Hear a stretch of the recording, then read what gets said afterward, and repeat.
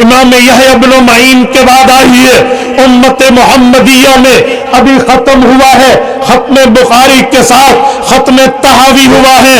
اے کاش باقی مدارس کے لوگ بھی اسے قابل تقلید بنائیں. امام طحاوی کون ہے؟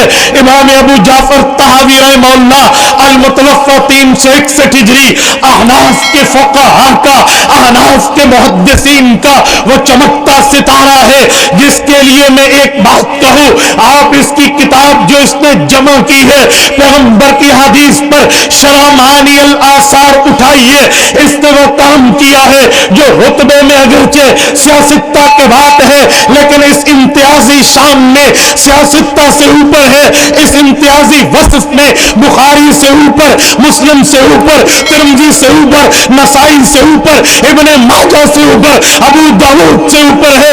وہ جزی فضیلت یہ ہے امام ابو جعفر طحاوی پیغمبر کی حدیث لاتے ہیں، صحابہ کا عمل لاتے ہیں، پیغمبر کے اہل بیت کے فتاوی لاتے ہیں، پھر اس کے جواب میں ایک اور حدیثوں کے مواد کو ذکر کرتے ہیں، خالفہم آخرون قال آخرون کہہ کر پھر دلائل دونوں طرف سے لاتے ہیں. مثلاً حدیثوں میں کرنے کی بات ہے اور اس طرح حدیثوں میں نہ کرنے کی بات ہے تو اس بات کی بات ملاتے ہیں، نفی کی بات ملاتے ہیں، حکم کی بات ملاتے ہیں، منع کی بات ملاتے ہیں.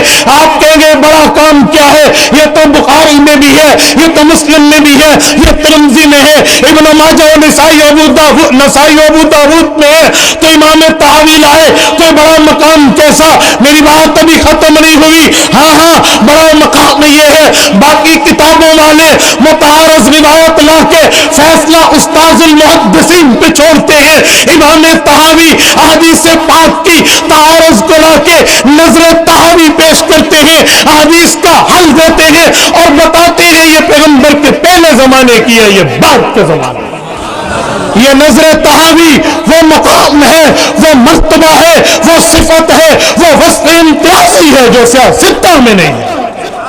اتنی بڑی حدیث کی خدمت امام ابو جعفر طحاوی کر رہے ہیں.